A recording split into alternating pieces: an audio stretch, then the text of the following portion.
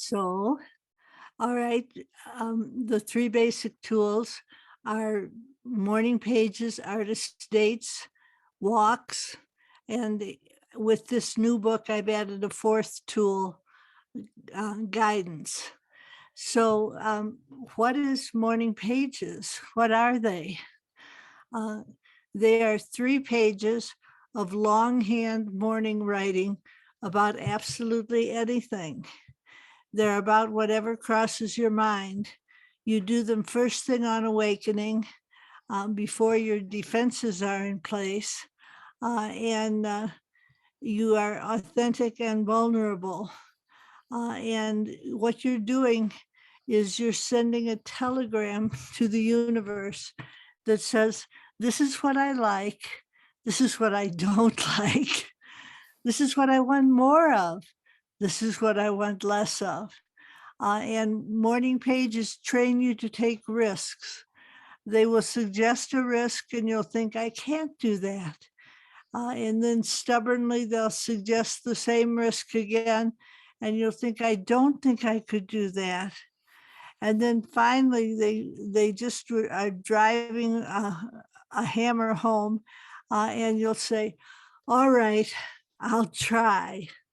And when you say, I'll try, and you do try, that causes you to expand.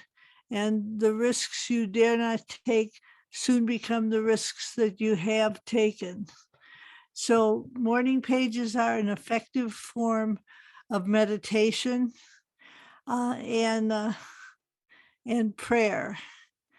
So what they do is they put you in touch with a benevolent force, and you find yourself feeling connected. So that's morning pages. You don't show them to anyone. They're top secret. They're just for your own eyes only. And I guess I should ask about the morning pages.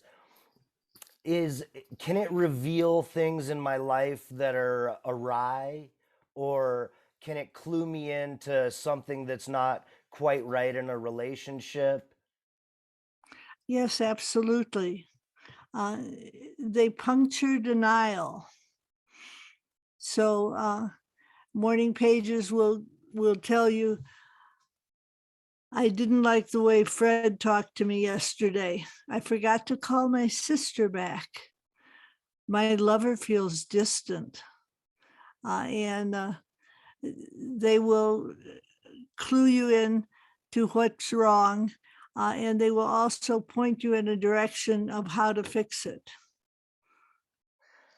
I love that.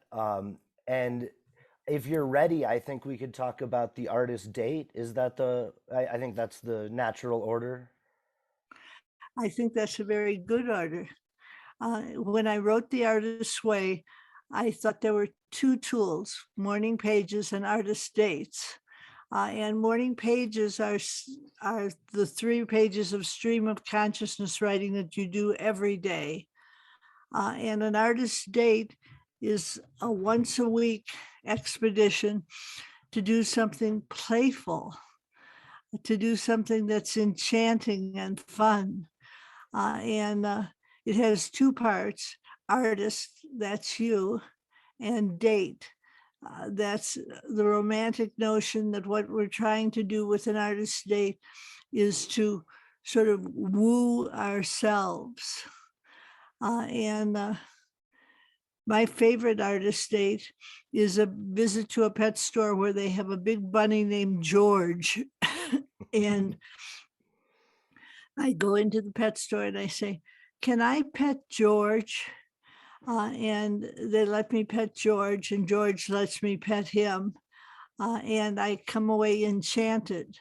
And I think artist dates, it's important that you not make them too serious. It isn't the time to take a new computer class. It's the time to perhaps go to a children's bookstore, go to a beautiful florist, and artist dates can be done sort of a sense at a time. Like I have an artist date for my sense of smell, so I'll go to a bakery. I'll have an artist date for my sense of taste, so I'll go to a new Italian restaurant. I'll have an artist date for my sense of touch, so I'll find George the bunny. And the important thing about an artist date is that you do it by yourself, and that it be something playful and festive, happy. Well, I guess it's such an important thing. I mean, I often find my artist dates taking place at a museum. Um, and I, you mentioned doing it alone. Do you want to expand on why it must be done alone a little bit? Well, if you take an artist date with someone, for example, if you go to the movies and you go with a friend, half of you is watching the movie and half of you is watching your friend watch the movie. And you find yourself not in touch with your own consciousness. So you go by yourself on an artist date, and it heightens your awareness of your own reactions. And I think it's important uh, that it be playful. And what I have found is that when I'm teaching, if I start to teach morning pages and I say, I have a tool for you, it's a nightmare. You'll have to get up 45 minutes early and work. Everybody goes, work. Oh, I get it. I can work on my creativity. But then if I say, now once a week, I want you to go out all by yourself and play, people start crossing their arms across their chest, tilting their heads skeptically to one side, and saying, play. I don't see what play has to do with working on my creativity. And they have resistance. And I say to them, we have an expression, the play of ideas, but we don't realize that that's a prescription, play, and you will have ideas. So that's my second tool. And then in the very last week of the Artist's Way, I sort of belatedly said, P.S. exercise. And it's 30 years later, and I realized that exercise, specifically walking, is pivotal to creative breakthroughs. Walking really helps people to understand where they're at and what they're about. And often you walk out with a problem and you come back with the solution. So walking is the third tool. And in Seeking Wisdom, you add a fourth tool, which I'm very excited about. And is that it's guidance? Is that correct? That's absolutely true. And people will say to me, Julia, you've written 40 books. Why are you now talking about guidance and prayer? And I say, well, if you look back at The Artist's Way, in the section on morning pages, I tell you how to do guidance. And then for the past 30 years, I have done guidance. And it's been such an integral part of my own process that it was invisible to me. So I find I write, what about X? And I name an issue. And what I find is that I get an answer, what about X? And I hear a response. And I don't want it to sound like I have a little voice. But when I write, I'm led a word at a time.